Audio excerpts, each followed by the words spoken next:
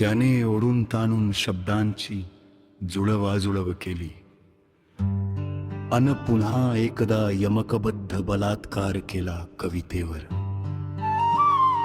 लाकडात खिळे ठोकल्याप्रमाणे अनकुचीदार शब्दांची संदर्भहीन ठोकाठाकी निर्जीव आशयाच्या कुजक्या चौकटीत.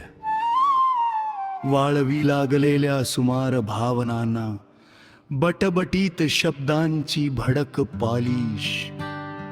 कविता तयार. वधस्तंभावर खिळलेल्या रक्तबंबाळ प्रेषितासारखी आतल्या आत मोडून पाडणारी शिशिर वेदना, तिमिर मौनातून अंकुरणारी तरल व्यथा पेरणी. परागंदा झालीय कातळलेल्या काळीज कपारी मधू. खरंच कुठं हरवून गेलेत आयुष्याच्या कणव्हासवरचे दुःखार्त कोलाज अन रक्त गोठविणाऱ्या मरणकळांचे शब्द नाद निनाद. राखणाचे पिळसे प्राणही जाई मिटुनी, आर्त शब्दांनीच जाई काठ कवितेचा फुटुनी.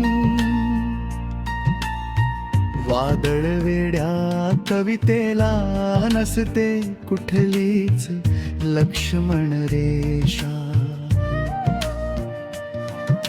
की अकल्पित आशयाचे वैराण भयगंड युगांची भाषा बोलणाऱ्यांनाच शोधावे लागतात.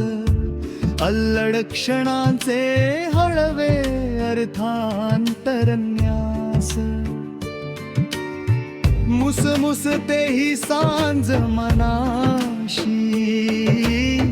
तोल मनाचे सावरताना अलगद अर्थ सुटुनी जातो. शब्द उगाचच सावरताना.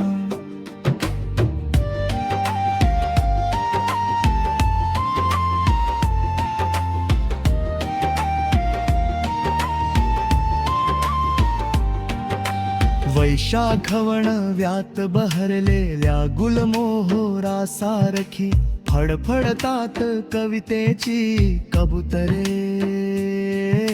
मनातल्या नक्षत्रवाता